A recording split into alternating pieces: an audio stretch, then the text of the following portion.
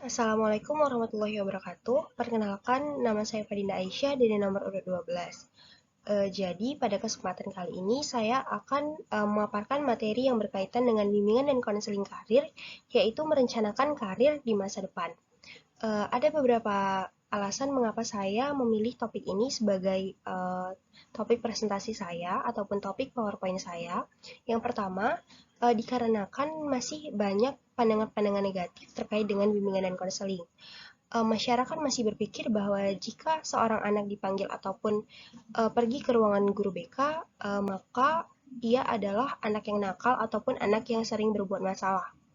Nah, yang kedua, masyarakat masih berpikir bahwa guru bimbingan dan konseling adalah guru pemberi hukuman dan guru pemberi surat panggilan orang tua.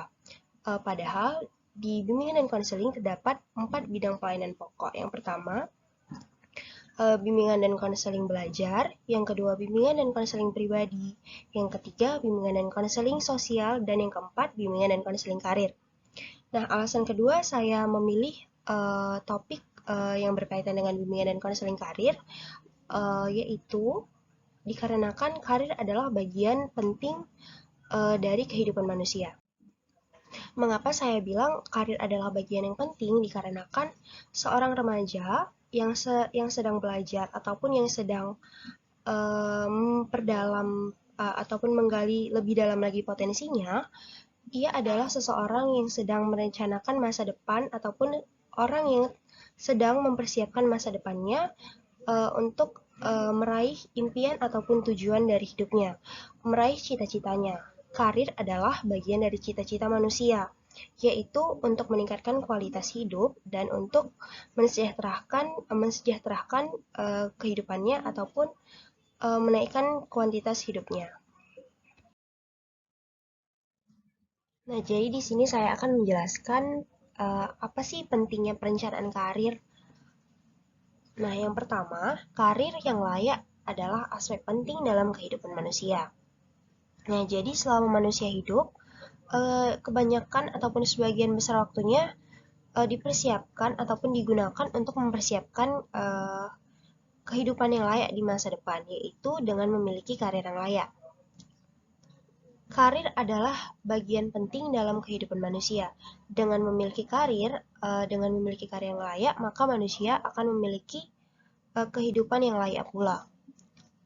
Karir telah menjadi bagian penting dalam kehidupan manusia, mulai dari bangun tidur ketika pagi hari dan ketika malam hari ketika ingin tidur. Nah, seorang remaja akan berusaha semaksimal mungkin untuk mencapai cita-citanya guna mempersiapkan kehidupan yang layak bagi kehidupan di masa yang akan datang. Karir yang layak adalah impian dari semua orang. Dengan memiliki karir yang layak, mereka bisa memiliki kehidupan yang layak, seperti memiliki kesejahteraan hidup, memiliki tujuan hidup, dan lebih merasakan kehidupan secara matang. Nah, yang kedua, mengapa perencanaan karir itu penting? Dikarenakan ada banyak masalah dan penyebab stres manusia yang berkaitan dengan pekerjaan maupun karir. Nah, jika seseorang tidak memiliki pekerjaan, maka ia tidak memiliki karir. Nah, ketika ia tidak memiliki pekerjaan, maka ia tidak bisa memenuhi kebutuhan finansialnya, sehingga ia tidak bisa memenuhi kebutuhan pokoknya yang terdiri dari tempat tinggal, pakaian, dan makanan. Hal itu menyebabkan ia tidak memiliki tempat tinggal yang layak, ia tidak memiliki pakaian yang layak untuk digunakan, dan ia tidak memakan makanan yang layak. Nah, oleh karena itu timbullah masalah-masalah sosial seperti pencurian, seperti kriminalitas, ataupun seperti dan contoh lainnya itu adalah penjamretan. Nah, sebagian besar penyebab stres manusia juga adalah karir. Ketika ia tidak mampu meningkatkan dirinya sendiri, ketika ia tidak mampu untuk mencukupi kehidupannya dikarenakan pekerjaan ataupun karir yang tidak meningkat, maka ia akan stres ataupun memiliki penyakit ataupun beban pikiran. Nah, yang ketiga, mengapa perencanaan karir itu penting? Karir yang sukses adalah proses yang panjang, usaha yang konsisten, aktualisasi diri yang mendalam, dan kemauan untuk belajar. Karir yang sukses tidak didapatkan melalui proses yang instan ataupun proses yang singkat. Karir yang sukses adalah karir yang sukses melalui proses yang sangat panjang dengan waktu yang sangat lama dan dilakukan step by step ataupun langkah demi langkah. Kemudian diperlukan usaha yang konsisten dan dilakukan secara tekun, kemudian pemahaman diri secara mendalam, dan kemauan untuk terus belajar dan tidak cepat puas. Nah, yang keempat yaitu orang yang berhasil akan mengetahui apa yang menjadi tujuan karirnya, apa rencana serta tindakan yang diambil untuk mencapai karir yang diharapkan. Nah, mengapa sebagian besar orang yang berhasil pada umumnya mereka mengetahui apa tujuan karirnya. Setelah mengetahui tujuannya, mereka mulai menyusun rencana. Nah, setelah menyusun rencana, mereka mengetahui apa tindakan yang bisa diambil untuk mendukung agar bisa mencapai karir yang diharapkan, seperti pendiri Facebook, Mark Zuckerberg, ia keluar Harvard demi membangun Facebook atau WhatsApp. Ia mengetahui apa yang menjadi tujuannya, kemudian apa rencana serta tindakan yang diambil agar ia bisa mencapai karir yang ia harapkan. Nah, selanjutnya saya akan menjelaskan pengertian karir. Karir adalah suatu pilihan profesi ataupun pekerjaan yang menjadi tujuan bagi seseorang. Karir dapat berupa kenaikan tingkat dari segi tanggung jawab, kekuasaan, dan pendapatan. Karir juga dapat diartikan sebagai perkembangan dari perjalanan kehidupan kerja seseorang yang digelutinya secara serius dan dapat ditingkatkan semaksimal mungkin. Sehingga dapat kita simpulkan bahwa karir merupakan perkembangan dari perjalanan suatu profesi ataupun pekerjaan yang diseriusi oleh ataupun yang dilakukan dengan serius oleh seseorang sehingga mengalami peningkatan baik dari segi tanggung jawab, kekuasaan, dan pendapatan seseorang. Nah, jadi di sini saya akan bertanya, apakah pekerjaan itu sama dengan karir? Jawabannya sudah pasti berbeda karena di sini sudah saya paparkan bahwa perbedaan karir dan pekerjaan. Nah, jadi apa sih bedanya? Yang pertama, karir. Karir adalah pekerjaan ataupun jabatan yang ditekuni ataupun diyakini sebagai panggilan hidup yang meresapi seluruh alam pikiran dan perasaan seseorang, serta mewarnai seluruh gaya hidupnya. Nah, karir bertujuan untuk memenuhi impian atau cita-cita yang pokok pentingnya adalah perkembangan dan kemajuan diri sendiri. Maka karir merupakan pekerjaan yang ditekuni sehingga menjadi bagian dari hidup dan berpengaruh pada pikiran dan perasaan seseorang ataupun individu serta mempengaruhi seluruh gaya hidupnya. Ini bisa dilihat dari gaya hidup pengusaha. Gaya hidupnya adalah glamour ataupun selalu memakai barang-barang yang mewah dikarenakan ia adalah seorang sosialita. Nah, mengapa pengusaha disebut karir? Karena kebanyakan pengusaha menghabiskan seluruh waktunya untuk memikirkan dan merasakan pekerjaan. Nah, tujuannya yaitu untuk memenuhi impian atau cita-cita seseorang yang pokok pentingnya adalah perkembangan. Perkembangan dalam segi diri sendiri, yaitu perkembangan karir yang meningkat. Kemudian, pekerjaan. Nah, pekerjaan adalah setiap kegiatan yang menghasilkan barang ataupun jasa dan lebih berfokus untuk memenuhi kebutuhan finansial. Tujuan dari pekerjaan adalah untuk mendapatkan penghasilan atau memenuhi kebutuhan finansial. Nah, jadi pekerjaan adalah kegiatan yang fokusnya adalah menghasilkan uang ataupun untuk memenuhi kebutuhan finansial. Contohnya, di sini pekerjaan seperti pengamen yang fokusnya hanya untuk menghasilkan uang, tidak berfokus untuk meningkatkan dirinya sendiri. Sangat jarang dijumpai pengamen yang bertujuan untuk mengasah bakat ataupun mengasah kemampuan penyanyinya. Nah, sudah jelas bahwa tujuan dari pekerjaan yaitu mendapatkan penghasilan. Nah, jadi pekerjaan merupakan sebagian dari karir. Berarti pekerjaan bukan berarti karir. Namun karir sudah pasti pekerjaan. Nah, setelah tadi kita membahas yang hal-hal yang berkaitan dengan perencanaan karir, sekarang kita memasuki perencanaan karir yang benar-benar. Nah, jadi apa sih pengertian ataupun apa sih definisi dari perencanaan karir? Perencanaan karir adalah suatu aktivitas ataupun kegiatan yang benar-benar dilakukan secara terarah dan fokus serta berdasar pada potensi, baik itu minat, bakat, keyakinan, nilai-nilai yang dimiliki seseorang untuk mencapai tujuan dan impian yang dimilikinya, serta memungkinkan seseorang itu untuk maju dan berkembang, baik secara kualitas maupun kuantitasnya.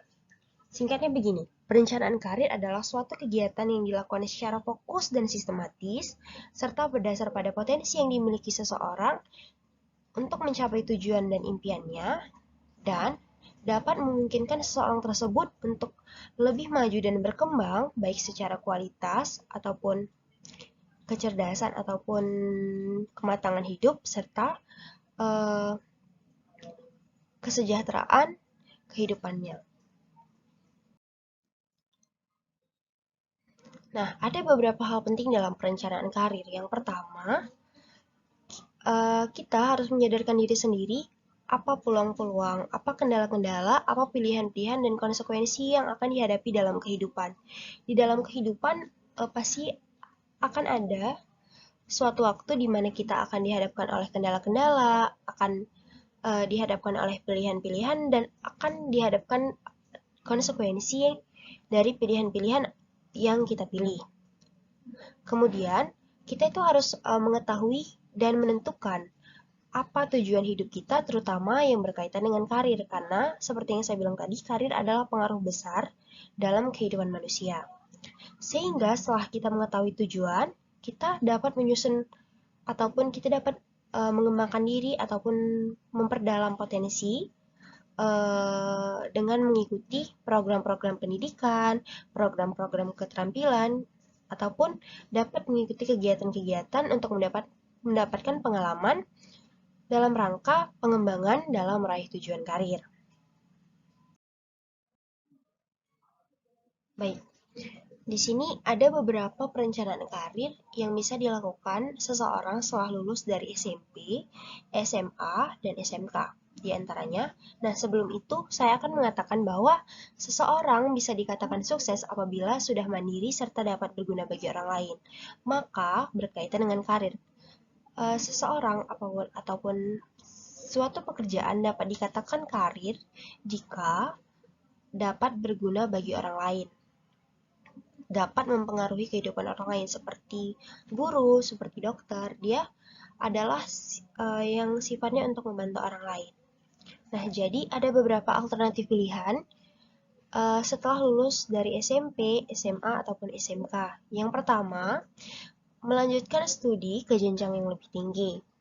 Nah, untuk melanjutkan studi ada banyak pertimbangan yang harus dilakukan, mulai dari bakat, minat, kemudian keyakinan, dan lain-lain.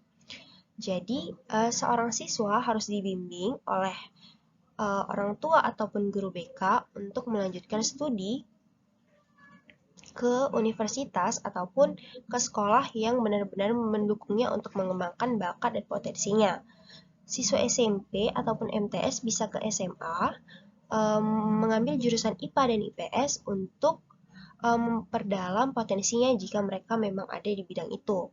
Siswa SMP bisa masuk ke SMA jurusan IPA jika ia memang tertarik ataupun memiliki bakat pada jurusan tersebut, seperti ia memiliki bakat pada bidang matematika, ia memiliki minat pada bidang biologi, sehingga ia ingin memasuki kedokteran, sehingga ia sudah memiliki rencana-rencana apa tindakan-tindakan yang diambilnya. Salah satunya adalah masuk ke SMA jurusan IPA.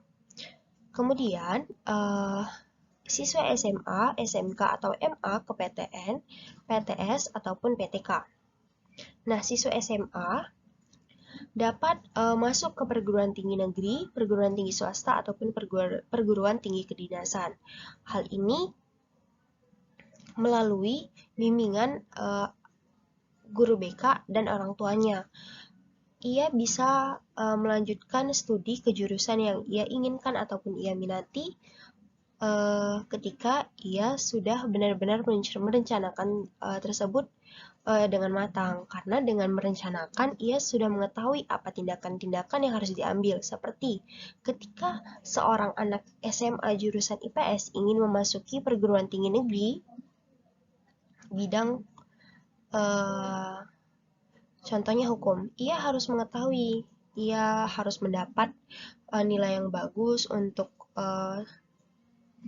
nilai sosiologi, untuk nilai pendidikan kewarganegaraan, untuk nilai ekonomi, dan untuk nilai geografi. Karena 3 pelajaran tersebut adalah 3 hal pokok dalam pelajaran SMA jurusan IPS. Kemudian, ketika ia ingin masuk ke Polri ataupun Bintara, ia dapat mengikuti pelatihan-pelatihan yang dapat mendukungnya untuk lolos ke seleksi perguruan tinggi kedinasan.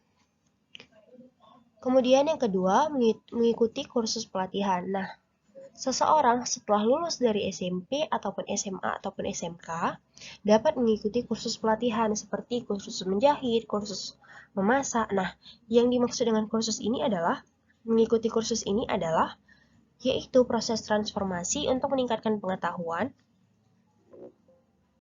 keahlian, kompetensi dengan suatu cara ataupun metode tertentu dan di tempat tertentu.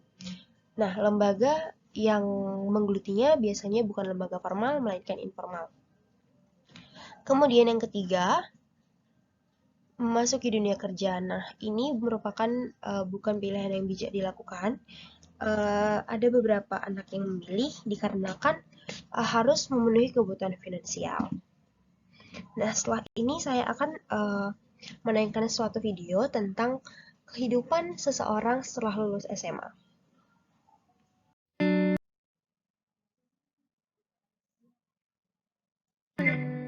Ini adalah bulan ke-9 semenjak kelulusan gua dari SMA. Melepas seragam putih abu, mulai memilih jalan hidup gua sendiri. Mau lanjut kuliah, kerja, atau gap year. Dan gua memilih gap year karena belum punya duit buat kuliah. Teman-teman gua kebanyakan pada lanjut kuliah. Ada yang kuliah sekedar kuliah padahal nggak serak sama jurusannya. Ada yang kepaksa kuliah di suatu jurusan karena keinginan orang tuanya. Ada juga yang benar-benar tahu tujuan hidupnya kemana, berjuang mati-matian, dan sekarang berhasil masuk ke kampus impiannya. Sebagian teman gue yang lain ada yang milih kerja. Ada yang sekarang udah kerja di bank, tiap hari snapgramnya ngitungin duit orang. Ada yang gak sengaja ketemu di minimarket, rupanya sekarang dia jadi pelayan tokonya. Ada juga teman-teman gue yang memilih jadi abdi negara, dan sekarang kalau kemana-mana, mereka pakai seragam yang keren-keren. Sementara itu gue yang menunda kuliah, di tengah jalan mulai berpikir, apakah gue gak sebaiknya nyari kerjaan tetap aja? Karena menunda kuliah ternyata gak semudah yang dibayangkan. Gue harus siap menerima paradigma orang-orang ketika menjawab pertanyaan, sekarang kuliah di mana? Gue juga harus siap menahan rasa kecewa ketika melihat orang-orang yang lebih berhasil daripada gue. Gue harus tetap optimis kalau gue bisa kuliah, walaupun kenyataannya keluarga gue lagi susah. Dan gue harus tetap belajar, walaupun rasanya gue mau nangis.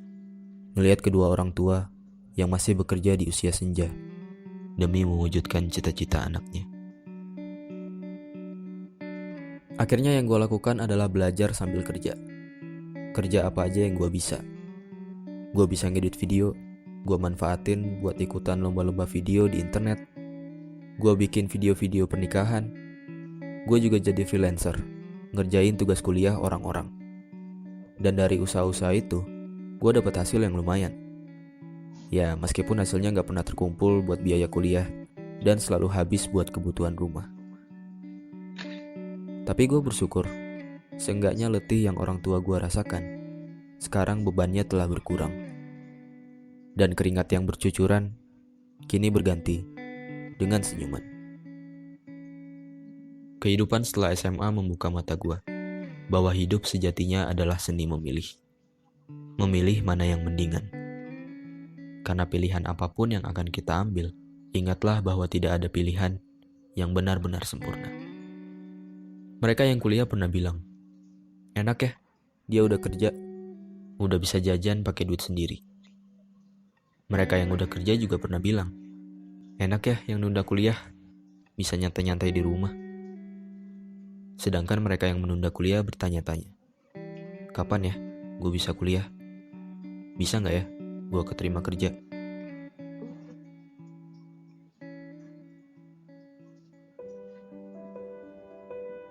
Untuk orang-orang yang sedang mengemban ilmu di bangku kuliah, sadarlah, banyak orang-orang yang tidak seberuntung kamu.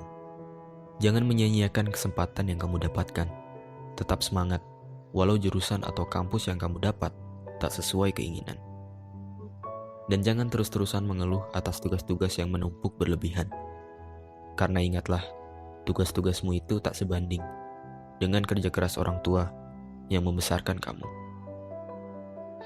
Untuk orang-orang yang sedang merasakan letihnya bekerja, berhentilah membanding-bandingkan hidupmu dengan orang lain. Karena manusia itu memandang dan dipandang. Ketika kamu melihat mereka, kamu merasa mereka adalah orang yang paling bahagia. Padahal ketika mereka melihat kamu, mereka merasa justru kamulah orang yang paling bahagia. Tanpa kamu dan mereka ketahui bahwa masing-masing sebenarnya punya kesedihan yang tak diperlihatkan. Dan untuk orang-orang yang menunda kuliah atau sedang berjuang meraih cita-citanya, pahamilah bahwa setiap orang ada masanya dan setiap masa ada orangnya. Mungkin belum waktunya kamu mendapatkan apa yang kamu inginkan. Tapi jangan menyalahkan keadaan. Ambil hikmahnya. Setidaknya sekarang kamu jadi tahu. Di saat terpuruk, siapa saja orang-orang yang tetap setia menemanimu. Siapa saja orang-orang yang terus mendukungmu. Dan siapa saja orang-orang yang peduli padamu. Teruslah melangkah. Berusaha sekeras yang kamu bisa. Perbaiki semua kekuranganmu. Dan jangan dengarkan apa kata orang. Karena yang menjalani hidupmu adalah kamu. Yang merasakan sedih dan bahagiamu adalah kamu. Maka semuanya tergantung kamu. Tergantung sudut pandangmu. Bagaimana cara kamu menyikapi setiap cobaan? Apakah dengan bersedih, berlarut-larut? Atau malah bersyukur atas pelajaran yang kamu dapatkan? Dan berusaha bangkit dari keterpurukan. Dan berdoalah.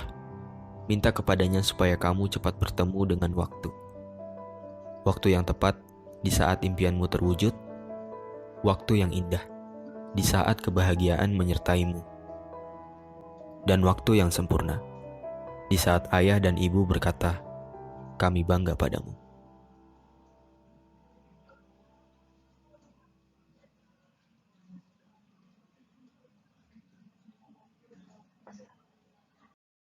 Nah, ketika setelah selesai menonton video yang saya tayangkan, seharusnya kita menyadari bahwa kehidupan seseorang itu berbeda. Baik ketika ia lulus SMA, ia memilih pilihan yang berbeda, itu bukan berarti salah. Namun itulah cara ia menjalani hidupnya untuk mencapai cita-citanya.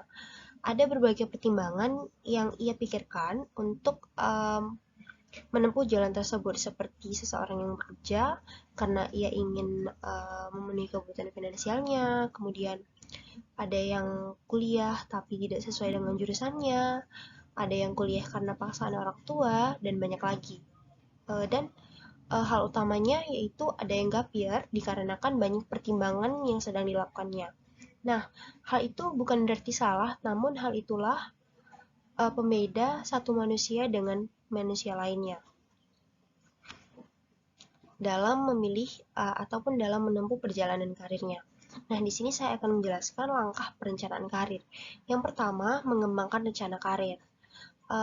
Seperti yang saya bilang tadi, kita harus mengetahui apa tujuan karir yang kita inginkan ataupun apa impian yang ingin kita cita-citakan. Kemudian, kita harus memperdalam ataupun meninjau bakat serta kemampuan dan minat yang kita miliki. Ataupun bahasanya yaitu mengetahui lebih dalam tentang kelebihan dan kekurangan diri sendiri, baik itu bakat, baik itu kemampuan, serta apa minat yang kita minatin. Kemudian, kita harus mengetahui jenis karir ataupun pekerjaan yang mendekati dengan bakat, kemampuan, dan minat kita tadi.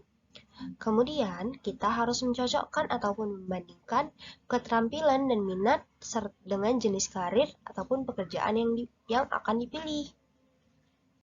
Kemudian, langkah selanjutnya yaitu kita harus mengetahui ataupun mencari tahu terkait dengan eh, karir yang kita pilih, seperti kita survei langsung ke tempatnya, kita mencari tahu orang-orang yang ahli pada bidang tersebut, ataupun bertanya kepada orang-orang yang lebih paham tentang dunia karir.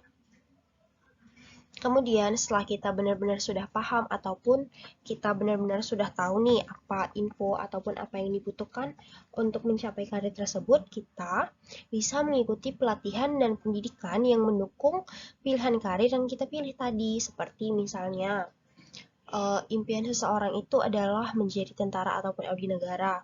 Ia bisa mengikuti pelatihan ataupun les ataupun kursus yang mendukungnya untuk mencapai tujuan tersebut. Nah, kemudian hal yang penting yaitu memikirkan pertimbangan keuangan. Ada banyak orang yang tidak bisa mencapai cita-citanya dikarenakan pertimbangan keuangan. Mengapa keuangan tersebut adalah hal penting? Karena ia merupakan pokok penting dalam melaksanakan segala sesuatu. Karena tidak ada di dunia ini yang tidak butuh uang. Bahkan parkir juga butuh uang. Jadi kita tuh harus selalu senantiasa memikirkan pertimbangan keuangan yang akan digunakan untuk melaksanakan karir tersebut. Berapa biayanya, berapa pendidikan yang mendukung untuk mendukung keuangan tersebut. Kemudian yang terakhir, barulah kita harus berkonsultasi kepada pihak-pihak yang terkait dengan karir, seperti berkonsultasi pada orang yang ahli, seperti orang tua, guru bimbingan dan konseling, dan yang lain-lain. Nah, di sini ada rumus dalam memilih karir. Seorang konsultan karir dari Amerika Serikat, Richard Leider, mengemukakan rumus modern yang dapat digunakan untuk mengkalkulasikan agar seseorang dapat mewujudkan rencana karir di masa depan dengan efektif dan gemilang, yaitu dengan karir sama dengan talent atau bakat, plus 2P atau passion and purpose, plus environment atau lingkungan, dan plus vision ataupun pandangan. Nah, aspek ini adalah hal-hal yang mendukung kesuksesan karir. Nah, untuk mendapatkan karir yang gemilang, kita bisa menggunakan rumus tadi dengan mengembangkan 4 faktor pendukungnya. Yang pertama yaitu talent atau bakat. Kita dapat mengenal lebih dalam tentang kelebihan dan kekurangan diri sendiri agar mengetahui arah karir yang sesuai dengan diri kita. Kemudian yang kedua ada passion and purpose, yaitu keinginan dan tujuan. Untuk mencapai karir yang sukses dibutuhkan keinginan yang kuat dan tujuan yang jelas. Kemudian yang ketiga ada environment atau lingkungan. Setelah mengetahui keinginan dan tujuan, lingkungan yang positif akan membantu untuk mengembangkan diri secara positif sehingga kita dapat mengetahui arah karir yang dapat dituju dan dapat membantu kita untuk fokus mencapai karir.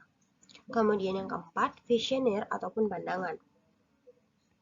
Menerapkan pola visioning akan membantu kita mencapai bentuk-bentuk karir yang akan dicapai.